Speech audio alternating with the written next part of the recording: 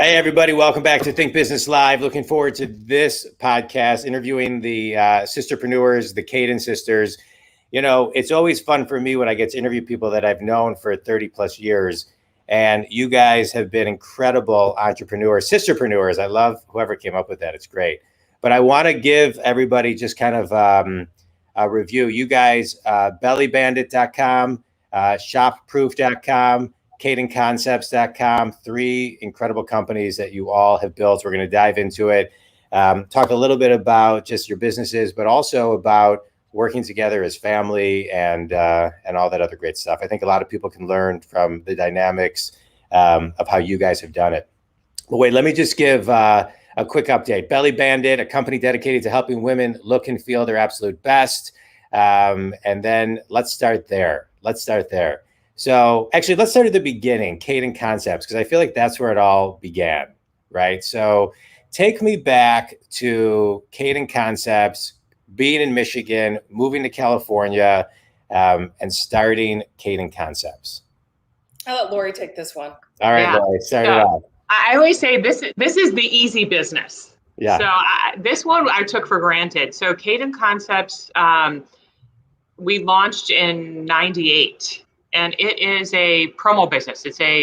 Or people call it tchotchke or swag business. So we print any, products with names and logos on it. And we always say we print everything except for money. Yeah. So it started, I was doing it back in Michigan, and Carrie moved to LA in '97. I came to visit and I never really left. I came with two girls from Michigan who since then, one moved back, Regina, who moved back, and then Jen, who stayed here. But it is it's a really fun business. So we help companies who are doing company uniforms, gift with purchase, incentive programs, retailers. We do a lot with like studios out here. So when Universal is doing a movie launch, we help their street teams build up swag, merchandise, company stores. It's just a lot of fun. It's a lot of repeat. It's a lot of referral business. And this is the only business we've never advertised. We've never done any type of advertising. We have an Instagram and a Facebook page, really is a landing page, but it's more, face-to-face consumer, kind of walking a consumer through what their needs are, what their event date is, when they need product. And it's a fun business. It's a different business day to day. And, I get to travel to some real fun corporate offices. And the great thing about Caden Concepts is it's parallel to everything we do or in Belly Bandit and Proof. So if we're doing any kind of swag boxes, if we're doing any type of branded giveaways for shows, and it's fun because even when we exhibit at shows, we give away swag, we'll walk around and talk to all of our neighboring booths. And it's kind of like a double whammy because we're kind of making a new brand friend, and all these people give away swag anyway. So it's everybody uses branded merchandise. Yeah, I love it.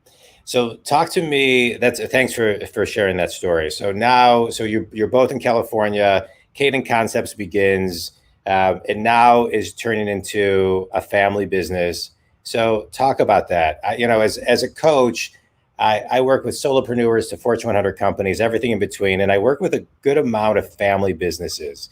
And deciding to go into business with family, I think, is different than going into business with just another business partner. So what was that decision-making process like? How did you decide who was going to do what? What was that process? It was very easy. Carrie was out here, she's a fabulous dancer. She obviously her Joe Purnell days, and she wanted to be a choreographer. And, kind of breaking into it in LA is not the easiest feat here. So I remember my dad one day, he said, make Carrie work with you.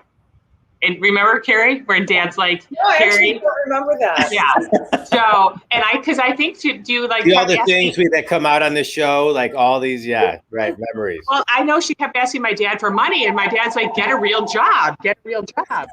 And he I knows. asked Jody for money. Yeah, Jody funded. money. Jody funded all of ours with her like painting, and anytime we needed money and we didn't want to ask my parents, hey Jody. So, anyways, my dad had said, "Make Carrie come into the business," and Carrie was reluctant. She's a free spirit. She was more creative in the dancing, and so Carrie, I think, came in against her better judgment in '98, and it was fun. It's fun to have a partner. It's fun to have, there is nothing like working with family. And we're an anomaly. We are the best of friends. We work together. We're together. When we're not working together, we're on the phone together. When we're not on the phone together, we're all like eating together or hiking or shopping or getting our nails done. We are together a lot. Yeah. I'm going to jump in there, John, and say, Yeah, jump in, Jody. And Yeah. by the way, as I was thinking about today's interview, I forgot about the artist that you were back in the day, where everybody in high school was buying, all of these adults were buying your art. I remember being at the Shavrin's house and they were waiting for the Jody Caden, art piece to be delivered. I mean, that was many moons ago. And Yeah. while these girls were out in California, I was at home and I painted and sold to galleries for many years. And then I opened up a cabinetry firm, Caden Design Group in Birmingham. And I was out here a lot in California. But me and Lori and Carrie had a different type of work ethic than most people, I think. And we loved to work and we all wanted to work together. We had different synergies. We thought if we could put them all together, we could bottle this and create something really great. And so we started Belly Bandit out of a necessity because, Lori got pregnant, was the first of all of her friends to have a baby, and didn't realize what happened when you gave birth. You didn't go back to a size 4. You weren't really skinny. And so we decided to come up with a product that could take care of the mom while everybody at that time was just taking care of the baby. So we got together and it's been great ever since. And I guess this is just my opinion, but it's easier to work with family than it would be a partner because you can yell and scream at each other. And at the end of the day, you're sisters, you have to be friends. But that being said, we really get along extremely well. People don't understand it. And we hang out on the weekends, like Lori said. And what makes it work, this is the secret sauce, is that I want them to be happier than me, to have more money than me. Yeah. I want them to have everything, and they feel the same. So. Yeah, I love that. I think that is the secret recipe when you want more for others than you do yourself, because there's no selfish behavior. And I think that's what takes down partnerships, whether it's family or partnerships, the selfishness of, hey, I want more or I deserve more. But when you go in and you all have, like you're talking about, the synergies where you each can, have your lane, do what you do, and love to be partners and friends. It's great. Carrie, what about you? What are some of your thoughts on just the business and things of that nature? We'll dive into each of the companies too. Carrie, don't forget to go back where we used to make the safety pin bracelets and the splatter paintings. I think, like Jody said, we're an anomaly in ways. We've always loved to work. And even as teens, we had our own little things going on. Yeah. We had a little jewelry company. Lori splatter painted T-shirts and shorts. I was always doing the MC and dancing thing. And Jody, was the artist. So it's very interesting. If we kind of think back, none of our friends were like that in ways. I mean, I remember being dropped off at my jobs by my parents because I didn't have a car. But we were always, one of the great things our parents instilled in us when we were very young, if we wanted something and it was a little pricey, we had to pay half. So that gave us the incentive to work. And go ahead. We had to save up for those no sweaters at where was it, Ingenue? I did work. I just want to say for the record, I did work at Yo's Yogurt for a month or two. So did I. I know we worked at the same time. Yeah. I got fired. I got fired we got in a yogurt fight with somebody, and I remember one of the employees, they put their head under the yogurt machine, and I went like this, and I think we were on camera. I got fired the next day. Yeah. I got fired too from Yo's. I went in to check my schedule. I was with my mom. We pulled up. I had to run in and get my schedule. I said, I got to run in and get my schedule. I walked in. There was a manager, Mike. Remember that manager? I looked at my schedule, and it was highlighted off my name. And I said, Mike, what's my schedule next week? He's like, oh, I meant to tell you, you're fired. I'm like, I'm fired? So I got back in the car, and my mom said, when are you working next week? I said, they just fired me. And my mom and we just sat and laughed about it. Anyway, I thought it was kind of hilarious in the moment, but. Right. So you guys have this great work ethic. You're building where does it stem from? I mean, where does it, what did you see growing up, whether it was from your parents or mentors? Like, where was the seed planted? There's a couple seeds.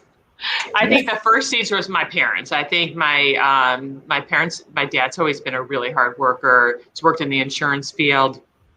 He's done sales his whole life. So sales has kind of been in our blood.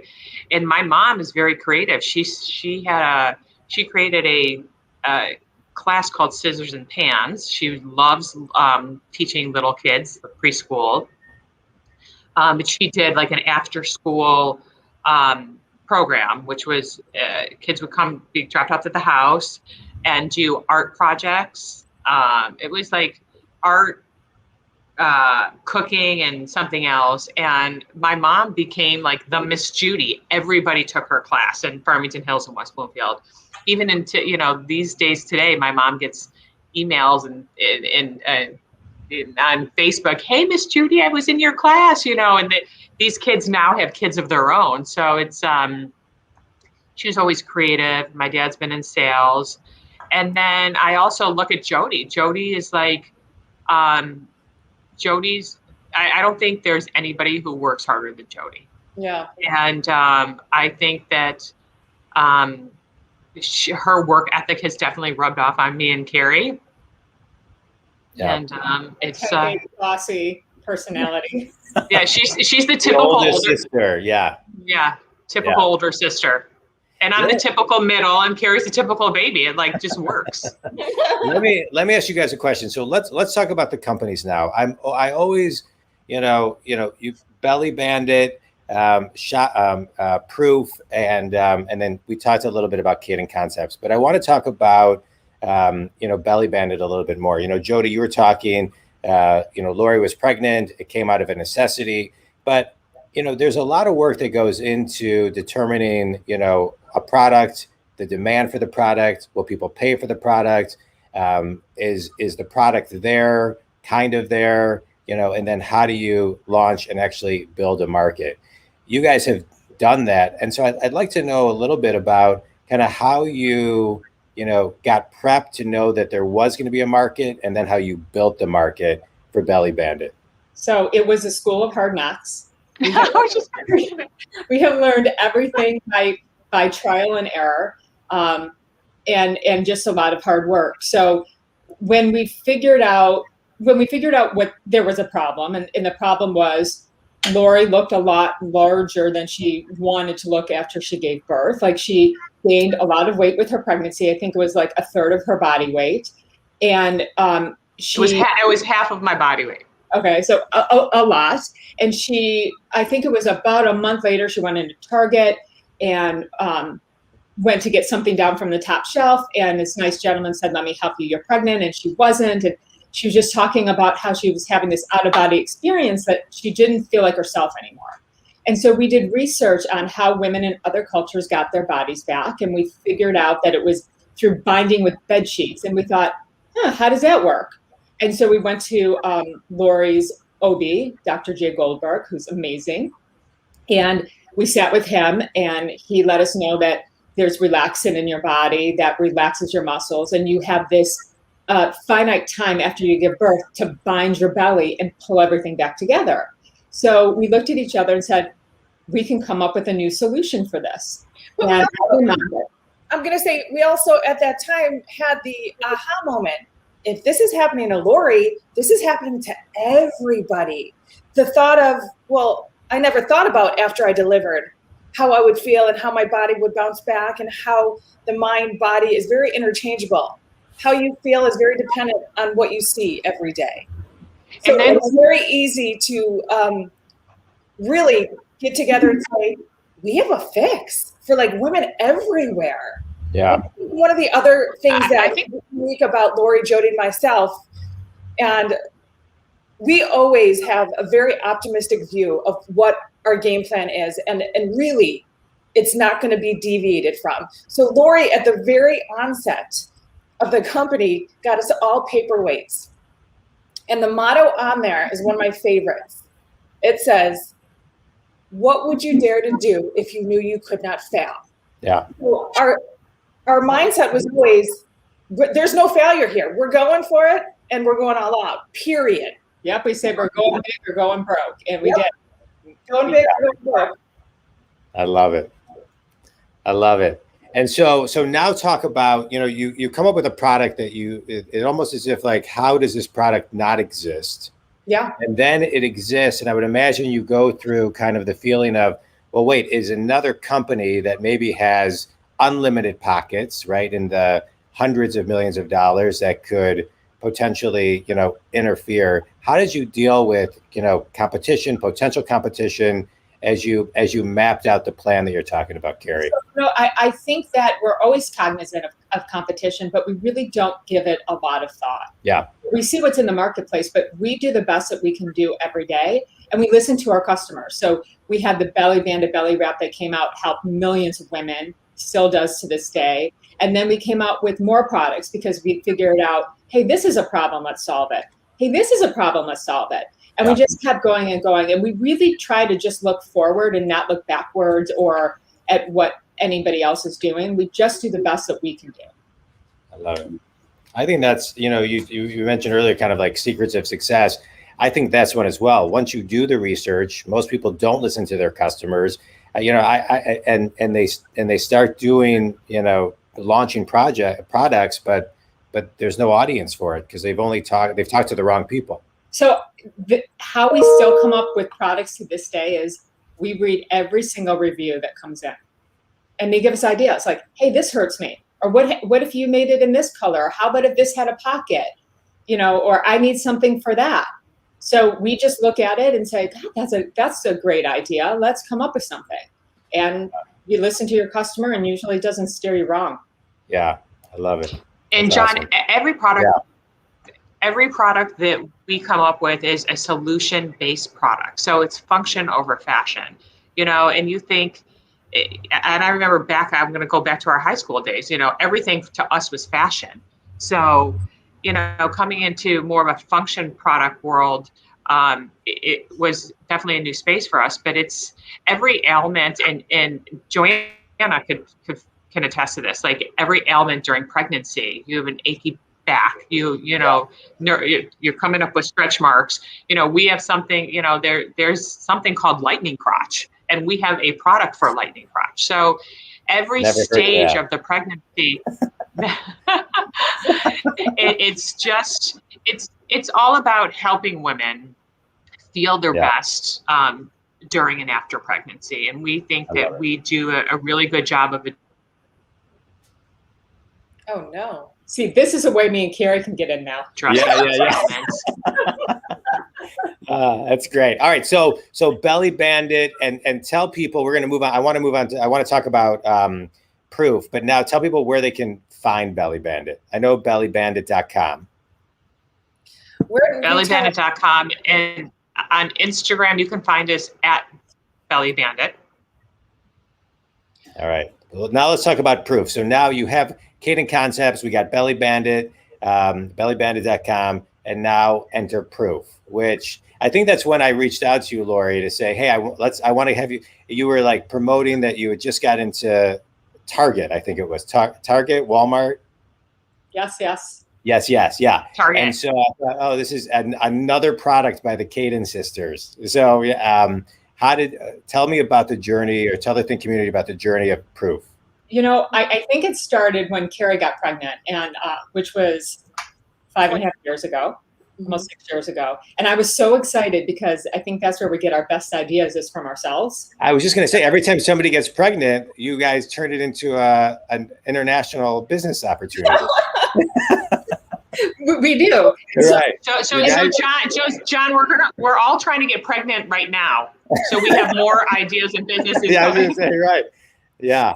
And so Carrie got pregnant. She gives birth and figures out, stuff comes out of you for months, and it's not something women talk about, right?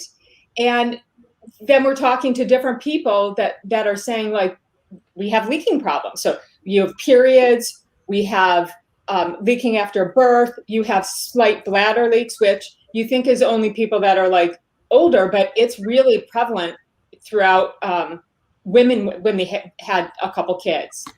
So we went and said, we can make a solution for this. And we went around the world, found technical fabrics that really work, put them all together. And it took 3 years and 3 patents later to introduce Proof. It's amazing. Yeah. And the great thing about Proof, we talk about solution-based products. We talk about helping women. This product covers the Again, now we can gamut talk. for every female 9 to 90. And I say that because girls are getting their periods earlier and earlier these days. The average age now is 11. So Charlie, my daughter, who plays not professional basketball, she plays competitive basketball. We do a lot of traveling. She does a lot of traveling for it. And the girls, when they were, 11, 12, and 13, a lot of them who were getting their periods or didn't want to play because they were using pads that, shift when you run, were nervous that they were going to leak. And we were like, if we came up with something, a solution that gave girls and women confidence at any age, from periods to postpartum leakage, all the way to women in the, mature women that are, reaching their 70s and 80s, these women. They came in diapers and they're not leaving in diapers. These mature women, because they feel like that's the end of a life. They feel like that's the end of a life cycle, right? So would you rather wear, here, let me see. This is, I'm going to show you. They look like, we cut the underwear, but this is what the underwear looks like and how thin it is. I mean, that piece there can hold 5 tampons or 10 teaspoons of water. And I'd like to do this because I think it gets the point across. But here is, I'm just going to take my hint water. I wasn't prepared to do this, and just show you. I don't know if you guys can see that. Yeah. So I can put water in here and nothing comes out the back. Wow. So it's a game changer because you can wear this underwear. It feels like your normal underwear, and they're very cute. A pad or a tampon, or it can back up, or it's for slight incontinence. Yeah. You got what I love about everything you're talking about is the research you do. Listening to listening to the people who are using your products and getting it out into the marketplace. I mean, you're in thousands of retailers. You're helping tens of thousands of women. It really is incredible. All right. Now I want to talk about what you all learn from each other as entrepreneurs, right? So, Carrie, let's start with you. Right. What's one thing you learn from your sisters? Persistency. Persistency is key to getting what you want. Don't take no for an answer on anything, no matter what it is, that it can be done. Yeah. When somebody says no, how many no's, to me as somebody, as a coach, I'm always talking about, hey, you got to count your no's to get to your yes. Mm-hmm. Right. And so sometimes it's not that people are saying no, you're just asking the wrong question. So Lori has a great saying, John, and she said forever. She knows what I'm going to say, but she said, if you can't get in the front door, you go to the back door. If you can't go to the back door, you find a crack in the window and you get in that way. So I think that's also a reason for our success is we keep going until we achieve our objectives. Yeah. Yeah. I love that. Jody, what have you learned from your sisters? I actually think maybe more patience. They've taught me to be more patient. Yeah. Because I'm go, go, go, go, go, go, go, go, go. But they taught me to slow down a little bit. Yeah. Lori, how about you?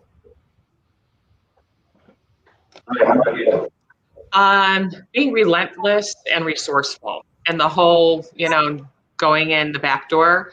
But I also learned that like you have to have really thick skin to be an entrepreneur. Yeah. I think there was a quote from Sarah Blakely that you can't push a girl off a pedestal that she's built herself. And these are our pedestals, and we just keep getting stronger. And I think a lot of this is we have each other to lean on. So, not every day is cakes and roses. I mean, there's some days that you just get exhausted and you feel like you're beaten to the ground and you can't keep going. But, I have Carrie and Jody to lift me up, and it's just, it ebbs and flows, and there's nothing like being in business together. Yeah. So a couple of things. I want to ask you this question as a collective, right? So if you we're coming out of COVID, e-commerce has never been more important than it is today. Your websites, bellybandit.com, shopproof.com, and of course, cadenconcepts.com, but your product sites, the Belly Bandit and Shopproof, how has your e-commerce strategy changed post-COVID, now that I think even more people are more comfortable buying online than ever before? So I said we got ready for COVID before we knew COVID was coming. Yeah. What I mean by that is we started to ramp up our e-com strategy around 2018. And that's ramping up in-house with the team, that's ramping up with the advertising spend, looking at SEM, looking at SEO, and just making sure we have consistency throughout our e-com. Yeah. And we've done relatively well because we have spread it out and really paid attention to what we're doing online. What do you think? No, I think you're spot on. The world is digital now, and you really do have to keep up. Mm-hmm. It's so important. I always think about how Blockbuster was too behind the times to foresee Netflix and Hulu and putting everything digitally and how they lost out on that. That's a prime example. You have to see to the future. Yeah. Lori, how about you? Any thoughts? The consumer journey is changing almost quicker than we can change. But and again, we think we do a good job of keeping up with that consumer and understanding her journey, understanding what she wants. And in e-commerce today, COVID has trained everybody to not ever have to go into a store again. I don't think we will ever go grocery shopping. Instacart has been our best friend. Even my parents who are close to 80s, my dad is still, now he gets on Amazon. That e-commerce is only going to grow stronger. And we see that, we feel that in everything we do. And we are always trying to make the UX, UI experience stronger because they're not really shopping. Yeah. Yeah. All right. Final question. Speed round question. One different question for each of you. You ready? All right. Lori, we'll start with you. For the aspiring entrepreneur who recently launched a new product, who is trying to evolve it and get it into in the consumer's mind and obviously into the consumer's cart for purchase, what's one thing that gets overlooked that they should be doing that they're not? Overlooked. Well, I feel like they need to stay true to themselves. I think that when people launch a business or launch a product, People think that their success overnight. There isn't. There's so many hurdles and bumps that you have to stay the course and believe in yourself. And number one, you have to have a good product because you have one shot to make a good impression. So you best make sure that your product works, that you can deliver your product, that you have stock in the product. People are going to like the product and review the product. Yeah, I love it. I love it. Carrie, question for you. As a business coach, I work with people who are successful and stuck, and I work with them to get them unstuck. From your perspective, how can somebody get unstuck who's hesitant to ask for help in their entrepreneurial journey?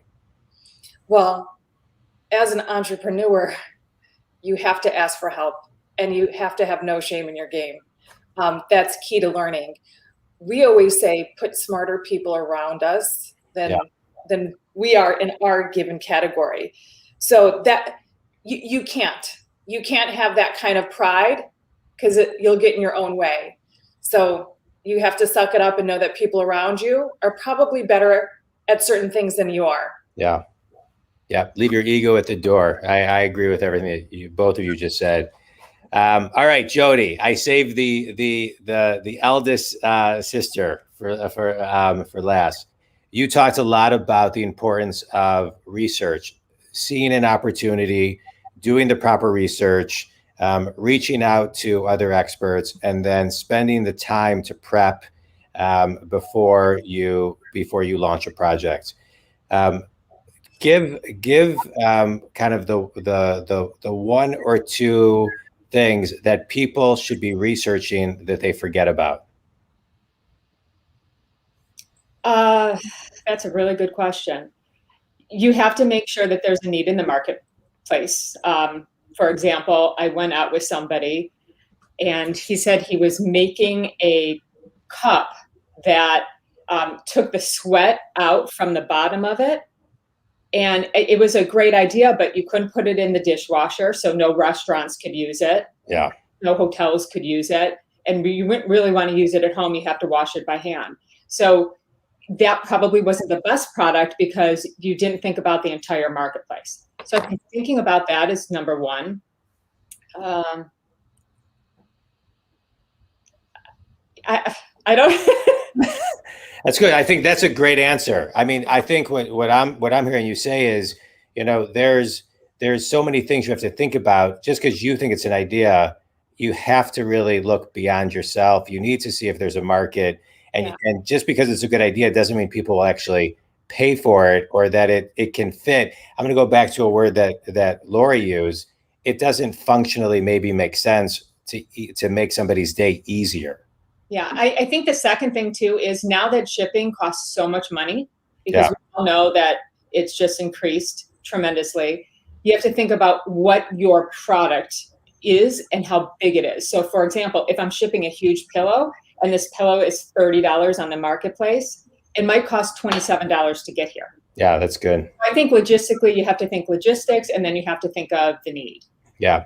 Well, and I also think on that note, I think a lot of people don't think about shipping, and that all of a sudden really hurts their profitability. And so that is something that I think a lot of entrepreneurs, especially who are new, are not forecasting what those shipping costs are. So it's great.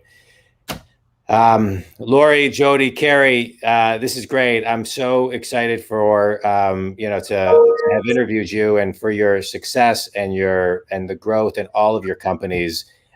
You guys have done an amazing job and really built 3 amazing companies. I can't wait to see the next company. I mean, it's just, I would imagine, even if nobody's having any babies, I would imagine there's still something in the works. But tell everybody just how to get a hold of you, how to connect with each of the companies, and maybe who the ideal clients are again for each group. Carrie, maybe you can start.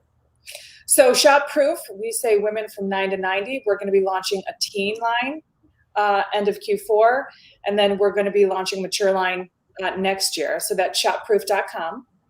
And then for Belly Bandit, it is before, during, and after pregnancy. And Caden Concepts is just swag for businesses that need name and logo merch. I love it.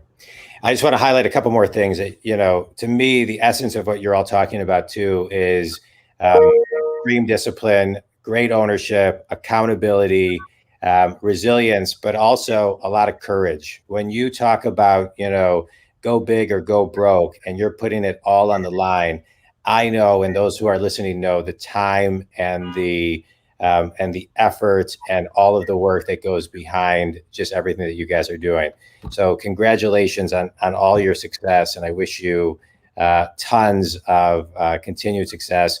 And I think talks like this really encourage people. 4 million people left their jobs in April because they either wanted a different job, they wanted a different lifestyle, they wanted to start their own company. And so when people can hear grassroots stories of people that are doing what you've done and an overview of the steps, I think it infuses a lot of inspiration for people to do things, whether it's full-time or part-time. So thank you so much for sharing. Think community, if the Kadin sisters can help you with anything, Kadin Concepts, bellybandit.com, shopproof.com, kadinconcepts.com. It's great. Thanks, everybody. I really appreciate your time. And everybody, thanks for listening. Thanks, John.